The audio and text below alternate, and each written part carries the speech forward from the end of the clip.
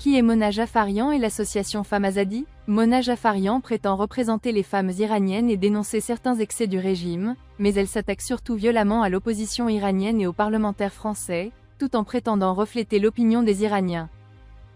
Alors que l'opinion publique en France s'est indignée du sort réservé aux femmes iraniennes par le régime des ayatollahs, notamment après la mort tragique de Jina Mahsa Amini en 2022, Mona Jafarian apparaît soudainement sur la scène publique. Avant cela, elle était silencieuse et inconnue.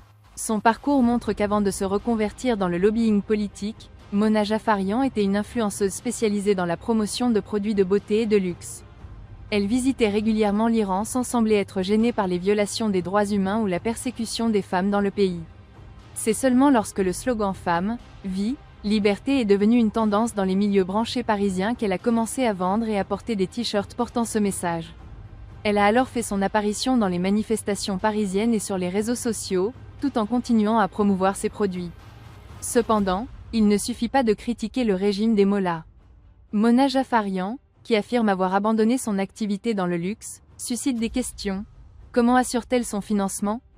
Et que défend-elle réellement pour l'avenir de l'Iran? Sur ce dernier point, elle reste discrète. Ce qui est clair, c'est qu'elle s'emploie activement à discréditer les opposants de longue date au régime, qui ont souvent été les principales victimes des mollahs islamistes. En particulier, elle cible les moudjahidines du peuple, qui sont également la première cible du régime. Le véritable projet de Mona Jafarian semble être un retour à la dictature monarchique. Elle est apparue lors d'une manifestation organisée par le Bakrif à Paris, brandissant une grande photo de Reza Pahlavi, le fils du dictateur déchu. Elle a également participé à une réunion avec Reza Pahlavi pour organiser et promouvoir des activités de lobbying en faveur du retour de la monarchie. Bien qu'elle prétende défendre la laïcité, il convient de rappeler que la dictature du Shah n'était en rien laïque. Le Shah avait conclu des accords avec les mollahs tout en réprimant violemment les opposants laïcs.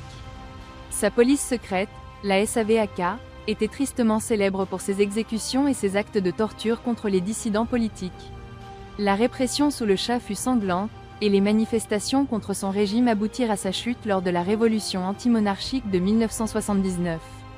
L'affinité de Mona Jafarian avec cette ancienne dictature semble liée à l'attachement de sa famille au régime du Shah. Son oncle, frère de son père, fut l'un des dirigeants du parti Rastariz, ce dont elle se vante ouvertement. Les idées fascistes de la dictature du Shah, tout comme celles de la dictature islamiste des mollahs, sont massivement rejetées par les Iraniens et Iraniennes d'aujourd'hui, qui ne veulent pas d'un retour en arrière. Mona Jafarian semble donc complètement déconnectée des aspirations du peuple iranien.